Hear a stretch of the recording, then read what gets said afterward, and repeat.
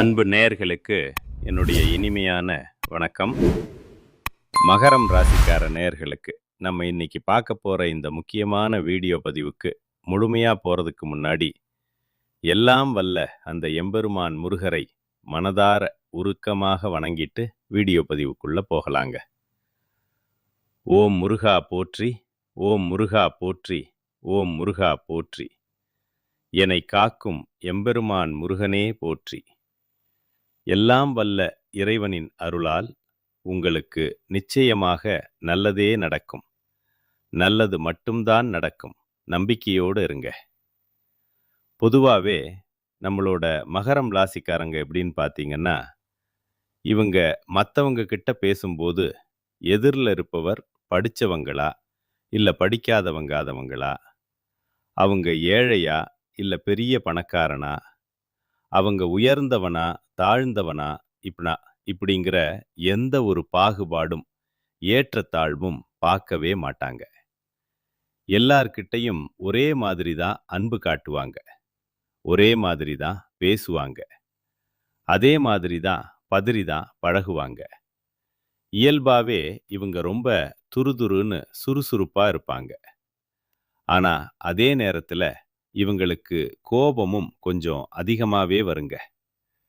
இவங்கள பொறுத்த வரைக்கும் நான் மட்டும் நல்லா இருக்கணும் அப்படிங்கிற சுயநலம் எல்லாம் துளி கூட கிடையாதுங்க. தன்னை சுத்தி இருக்கிற எல்லோருமே, தாம் பழகிற எல்லாருமே நல்லா இருக்கணும் அப்படிங்கிற ஒரு உயர்ந்த பொதுநல குணத்தோட தாங்க இவங்க வாழ்ந்துகிட்டு இருக்காங்க. இவ்வளவு அருமையான தங்கமான நற்குணங்களை கொண்ட மகரம் ராசிக்கார அன்பர்களே, எல்லாரும் எப்படி இருக்கீங்க? நலமா இருக்கீங்களா?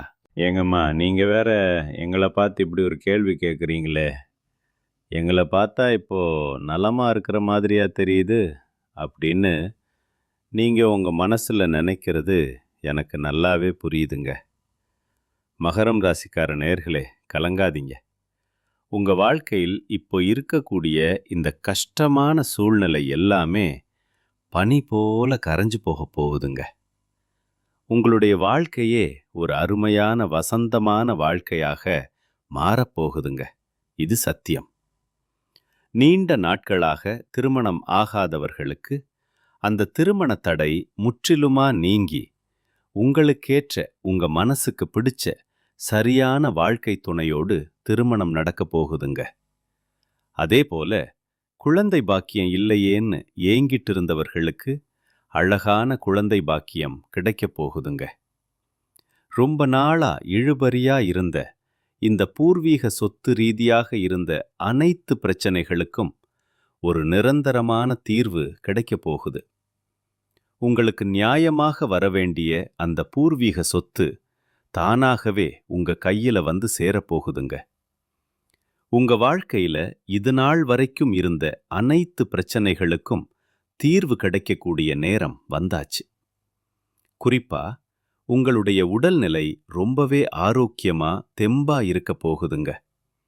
ஆனா ஒரு சின்ன விஷயம், நம்மளுடைய மகரம் ராசிக்காரங்க அடிக்கடி உண்ட வீட்டுக்கு ரெண்டகம் பண்றது போன்ற கசப்பான அனுபவங்களை சந்திக்க நேரிடும். அதாவது, இவர்கள் யார நம்பி அவங்க நல்லா இருக்கணும்னு வளர்த்து விடுறாங்களோ அது அவங்களுக்கே துரோகமா முடியலாம். அதனால மகர ராசிக்காரங்க தயவு செஞ்சு யாரையும் கண்ணை மூடிக்கிட்டு அதிகமா நம்ப வேண்டாங்க. யாரையும் அளவுக்கு அதிகமா வளர்த்து விடவும் வேண்டாம்.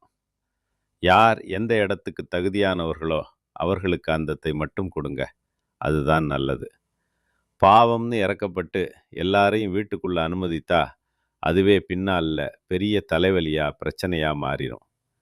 மகர ராசிக்காரர்களுக்கு இயல்பாவே தெய்வ நம்பிக்கை ரொம்ப அதிகமாக இருக்கு. அதே போல தன்னுடைய சொந்த உழைப்பின் மீது அபாரமான நம்பிக்கை அதிகமாக இருக்கு.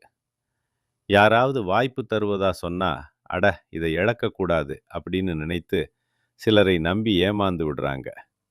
இதனால நமக்கு கெட்டது தான் நடக்கும்.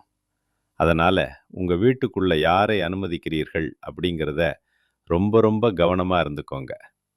உங்களுடைய ரகசியங்களை யார்கிட்டையும் சொல்லாம பாதுகாப்பாக வச்சுக்கோங்க. உங்க வீட்டில் இருக்கிற கெட்ட சக்தி விலக சனிக்கிழமைகள்ல மறக்காம நல்லெண்ணெய் தீபம் ஏற்றி விநாயகர் பெருமானுக்கு வழிபாடு செய்யுங்க. ஒவ்வொரு சனிக்கிழமையும் பக்கத்துல இருக்கிற பிள்ளையார் கோயிலுக்கு போயிட்டு தீபம் ஏற்றி மனதார வழிபாடு செய்யுங்க. இதனால உங்க வாழ்க்கையில உள்ள துஷ்ட சக்திகள், மன வருத்தங்கள் எல்லாம் உங்களை விட்டு நீங்கி போயிரும். அதே போல உங்க வீட்டு பூஜை அறையில சாமிக்கு பூஜை செய்த பிறகு பானகம் செய்து அதுல கொஞ்சம் பச்சை கற்பூரம் மற்றும் ஏலக்காய் பொடி கலந்து வீட்டின் மையப்பகுதியில வச்சு உங்க குலதெய்வத்தை மனசார நினைச்சு நிவேதனம் செய்யுங்க. பிறகு அந்த பானகத்தை எடுத்து வீட்டு வாசல்ல தெளிச்சு ஊத்திருங்க. இல்லைனா மாடு, ஆடு போன்ற வாய் இல்லாத கால்நடைகளுக்கு குடிக்க கொடுத்துருங்க. முக்கியமா சனிக்கிழமைகள்ல சாண விளக்கு அப்படின்னு நாட்டு மருந்து கடைகளில் கிடைக்குங்க. அதை வாங்கிட்டு வந்து அதில் லேசான மஞ்சள் தடவி சுத்தமான நெய் ஊற்றி பசுந்திரி போட்டு விளக்கேற்றி அந்த விளக்க ராத்திரி தண்ணியில் கரைச்சி விட்டுருங்க. ஒருவேளை கரைக்க இடமில்ல அப்படின்னா வீட்டு வாசலில் இருக்கக்கூடிய பைப்பில், அதாவது தண்ணீர் குழாயில் கரைச்சிருங்க. தூங்கிறதுக்கு முன்னாடி வீட்டு வாசலில் கொஞ்சம் பச்சை கற்பூரத்தை வச்சு வீட்டை 3 முறை சுற்றி வீட்டு வாசல்லையே அந்த பச்சை கற்பூரம் ஏற்றி விட்டுருங்க. இதனால் கண் திருஷ்டி, கெட்டது எல்லாமே விலகி ஓடிடும். நம்பிக்கை துரோகம் செய்கிறவங்க, உங்களை ஏமாற்ற நினைக்கிறவங்க உங்கள் எல்லை பக்கமே வராமல் ஓடி போயிடுவாங்க. நிச்சயமா உங்கள் வாழ்க்கையில் இனிமேல் நல்லது தாங்க நடக்கும். கெட்டதுங்கிற பேச்சுக்கே இனி துளி கூட இடம் கிடையாதுங்க. முதல்ல உங்களோட மனசை சுத்தமாக்குங்க. கண்ணாடி சுத்தமாக இருந்தாதான் உங்கள் முகம் அதில் தெளிவாக தெரியும். அதே போல நீங்கள் சுத்தமாக இருந்தாதான் உங்கள் வீடு சுத்தமாக தெய்வ கடாட்சமாக இருக்குங்க. உங்கள் வீட்டில் இருக்கக்கூடிய கெட்ட சக்திகள் நீங்கள் இந்த சின்ன சின்ன விஷயங்களை கண்டிப்பாக கடைபிடிக்கணுங்க. செவ்வாய்க்கிழமை அன்னைக்கு தவறாமல் முருகப்பெருமானை வழிபாடு செய்யுங்க. தினமும் மாலை நேரத்தில் நல்லெண்ணெய் இல்லைன்னா நெய் விளக்கு ஏற்றுங்க. ஓம் சரவண பவ அப்படிங்கிற அந்த மந்திரத்தை தினமும் ஒரு 11 முறை சொல்லிட்டு வாங்க. வாரம் ஒரு முறை அம்மன் கோயிலுக்கு போய் அம்மனை மனதார வணங்கிட்டு வாங்க. பிரதோஷ நாட்களில் சிவபெருமானை வணங்கிட்டு வாங்க. செவ்வாய்க்கிழமை அன்னைக்கு அசைவம் சாப்பிட்றத, அதாவது கறி விருந்து சாப்பிட்றத தவிர்ப்பது ரொம்ப நல்லதுங்க. குங்கும அர்ச்சனை செய்கிறது அம்பாளுக்கு ரொம்பவும் உகந்ததுங்க. வீட்டில் முடிஞ்சா கொஞ்சம் வேப்பிலையை வச்சிருங்க. நவகிரகத்தில் செவ்வாய் பகவானுக்கு வழிபாடு செய்யுங்க. வீட்டில் கண் திருஷ்டி பொம்மை வாசலில் தொங்க விட்டுருங்க. செவ்வாய்க்கிழமைகளில் சிவப்பு நிற உடை அணிஞ்சிக்கோங்க. நெற்றியில் மங்களகரமாக குங்குமம், சந்தனம் வச்சுக்கோங்க. வலது கையில் செம்பு காப்பு போட்டுக்கோங்க. வாரத்துக்கு ஒரு முறை கடுகு, உப்பு வச்சு திருஷ்டி சுத்தி போட்டுக்கோங்க. வீட்டை தினமும் சுத்தமாக வாசனையாக வச்சுக்கோங்க. உடைந்த கண்ணாடி, உபயோகப்படாத பழைய பொருட்களை உடனே வீட்டை விட்டு அகற்றிருங்க. வெளியே போகிறதுக்கு முன்னாடி உங்கள் இஷ்ட தெய்வத்தை மனசில் நினச்சிட்டு அதுக்கப்புறம் வெளியில் கிளம்புங்க. சரியான உறங்குற நேரத்தில் உறங்குங்க. காலையில் எழுந்ததும் வெறும் வயிற்றில் வெதுவெதுப்பான வெந்நீர் குடிங்க. வாரத்துக்கு ஒரு நாள் நல்லெண்ணெய் தேய்த்து தலைக்கு குளிங்க. கோபத்தை எப்பவுமே கட்டுப்பாடோடு வச்சுக்கோங்க. தேவையில்லாமல் தற்பெருமை பேசாமல் இருக்கிறது ரொம்பவும் நல்லது. எல்லோருக்கிட்டையும் உங்கள் ரகசியத்தை பகிரக்கூடாதுங்க. மனம் கலங்கும் போது வார்த்தைகளை விடாமல் மௌனமாக இருந்துக்கங்க. தினமும் குறைஞ்சது ஒரு 5 நிமிஷமாவது தியானம் பண்ணுங்க. தீய வார்த்தைகளை பேசுகிறத தவிர்த்துருங்க. எதிர்மறை எண்ணம் கொண்ட மனிதர்களிடமிருந்து கொஞ்சம் தூரமாகவே இருந்துக்கங்க. பொறாமை, கோபத்தை குறைச்சிக்கங்க.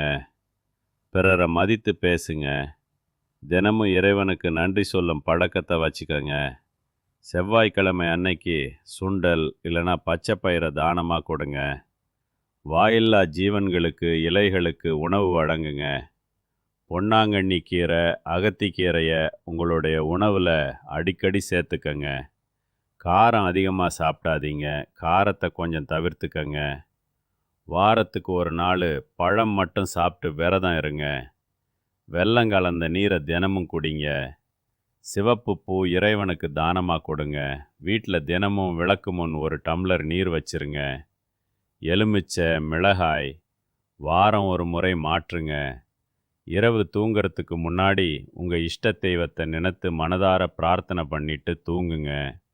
செவ்வாய்க்கிழமை மாலை நேரத்தில் நீங்கள் செய்யக்கூடிய ஒரு முக்கியமான பரிகாரம் என்னன்னு பார்க்கலாம். ஒரு எலுமிச்சை, 2 கிராம்பு, ஒரு பச்சை மிளகாய் இதை வாசலில் வச்சு விளக்கு ஏற்றி முருகனை மனத்தில் நினைத்து வேண்டிக்கோங்க. உங்கள் வீட்டில் இருக்கக்கூடிய கெட்ட சக்திகள் எல்லாமே சட்டுன்னு விலகி போயிடும். உங்களுடைய குடும்பத்தில் இனிமேல் நல்லது தாங்க நடக்கும். உங்கள் வீட்டில் தீய சக்திகள் இருந்தால் நீங்கள் வீட்டில் என்னென்ன தெய்வ புகைப்படங்களை வைக்கலாம் அப்படிங்கிறத பற்றி இப்போ தெரிஞ்சுக்கலாங்க. காஞ்சி காமாட்சி அம்மன். தீய சக்திகளை அழிக்கக்கூடிய அபார சக்தி இந்த தெய்வத்துக்கு இருக்கு. வீட்டில் தைரியம், பாதுகாப்பு தரக்கூடியதாக இது இருக்கும். அடுத்ததா காளி மற்றும் பத்ரகாளி. கெட்ட சக்திகள், கண் திருஷ்டியை விளக்க இது உதவுது. பயம் மற்றும் தடைகளை நீக்க இது உதவுது. காக்கும் கடவுள் மகாவிஷ்ணு. இவர் மன அமைதி மற்றும் பாதுகாப்பு தரக்கூடிய தெய்வம். எதிர்மறை எண்ணங்களை குறைக்கிறதுக்கு இந்த தெய்வம் உங்களுக்கு ஒரு பெரிய பாதுகாப்பா இருக்கும். அடுத்தது ஆஞ்சநேயர். தீய ஆவிகள், தேவையற்ற பயம் விலக நம்மளுக்கு ஆஞ்சநேயர் எப்பவுமே துணையா இருப்பார். வீட்டை காக்கக்கூடிய ஒரு காவல் தெய்வமாய் இவர் இருப்பார். அடுத்தது பைரவர். இவர் இரவு நேர எதிர்மறை சக்திகளை விரட்டி அடிக்கக்கூடியவராய் இருக்கார். வீட்டு சுற்றுப்புற பாதுகாப்புக்கு பைரவர் எப்பவுமே பாதுகாப்பாய் இருப்பார். நரசிம்மர். தீய சக்திகளை முற்றிலும் அழிக்கக்கூடிய உக்ர சக்தி இவருக்கு இருக்கு. சக்தி வாய்ந்த பாதுகாப்பு தெய்வமாய் இவர் இருக்கார். சாய்பாபா. மன அமைதியை அளிக்கக்கூடிய கருணை தெய்வமாய் இருக்கார். தீய எண்ணங்கள், கவலைகளை விலக்க இவர் நமக்கு துணையாக இருப்பாருங்க.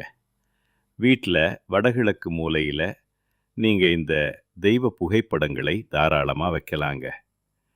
கிழக்கு அல்லது வடக்கு சுவர் இருக்கிற இடத்துல நீங்கள் தெய்வ புகைப்படங்களை வச்சிங்கன்னா தெய்வ அருள் முழுமையாக உங்களுக்கு கிடைக்குங்க. நம்ம ராசி மண்டலத்தில் 10ஆவதா இருக்கக்கூடிய ராசி தாங்க இந்த மகரம் ராசி. மகரம் ராசியின் அதிபதி யாருன்னு பார்த்தீங்கன்னா சனி பகவானுங்க. உத்திராடம் 2, 3, 4ஆம் பாதம், திருவோணம் மற்றும் அவிட்டம் 1, 2ஆம் பாதங்களில் பிறந்தவங்க மகரம் ராசியில் பிறந்தவங்களா கருதப்படுறாங்க. நம்மளுடைய மகரம் ராசிக்காரங்களுக்கு நட்பு ராசியாக இருக்கக்கூடியவங்க யார் யாருன்னு பார்த்தீங்கன்னா ரிஷபம், கன்னி, மகரம், மீனம், விருச்சிகம். இவங்க எல்லாரும் மகரம் ராசிக்கு மிகச்சிறந்த நட்பு ராசியாக இருக்காங்க. மகரம் ராசியில் பிறந்தவங்க பொதுவாகவே மிகவும் இரக்க குணம் கொண்டவங்களா இருக்காங்க. இவங்களுடைய அழகான சாதுரியமான பேச்சால எதிரிகள் எல்லாத்தையும் நண்பனாக்கக்கூடிய அளவுக்கு இவங்களுக்கு திறமை இருக்குதுங்க. இவங்களை பொறுத்த வரைக்கும் தன்னுடைய வாழ்க்கையில் 1000 பிரச்சனை இருந்தாலும் அதை பற்றி துளி கூட கவலைப்பட மாட்டாங்க. ஆனால் தன் நெருங்கிய உறவுக்கு ஒரு சின்ன கஷ்டம் வருதுன்னு வச்சுக்கோங்க, உடனே ஓடி போய் உதவி செய்யக்கூடியவங்களா இவங்க இருப்பாங்க. தன்னுடைய குடும்பத்துக்காக தன் ஒட்டுமொத்த வாழ்க்கையுமே அர்ப்பணம் செய்யக்கூடியவங்களா இருக்காங்க நம்மளுடைய மகரம் ராசிக்காரங்க. நம்மளுடைய மகரம் ராசியின் அதிபதி கர்மகாரகன் சனி பகவானுங்க. இவங்க நல்லது செஞ்சா தலையில தூக்கி வச்சு கொண்டாடுவாங்க. ஆனா கெட்டது செஞ்சா தூக்கி போட்டு உடைச்சிருவாங்க. பார்ப்பதற்கு முள் மாதிரி எல்லாத்துக்கும் கரடு முரடா தெரிவாங்க. ஆனா உள்ளுக்குள்ள பூ மாதிரி மென்மையானவங்களா இவங்க இருப்பாங்க. இவங்கள முழுசா புரிஞ்சுகிட்டு இவங்க கூட இருக்கிறதுக்கு நம்ம ரொம்பவும் புண்ணியம் பண்ணி இருக்கணுங்க. நான் முன்னாடியே சொன்ன மாதிரி இவங்க குடும்பத்துக்காக தன் உயிரையும் கொடுப்பாங்க. மத்தவங்கள எளிதில் நம்பக்கூடியவங்களா இவங்க இருக்கிறதுனால இவங்க பல நேரங்கள்ல ஏமாளியா இருக்காங்க. பெரும்பாலான உறவுகளே இவங்களுடைய கஷ்டத்துக்கு காரணமா இருக்குது அப்படிங்கிறது தான் நிதர்சனமான உண்மை. கவலைப்படாதீங்க. இனி வரக்கூடிய காலங்கள்ல இவங்களுடைய வாழ்க்கையில கஷ்டம் அப்படிங்கிற பேச்சுக்கு துளி கூட இடங்கிடம் கிடையாதுங்க. இவங்களுடைய நல்ல எண்ணம் போலவே இவங்க வாழ்க்கையும் இனி வரக்கூடிய காலங்கள்ல ரொம்பவே அருமையா செழிப்பா இருக்க போகுதுங்க. கண்டிப்பாக நல்லதே நடக்கும். நல்லது மட்டும்தான் நடக்கும். நன்றி. வணக்கம்.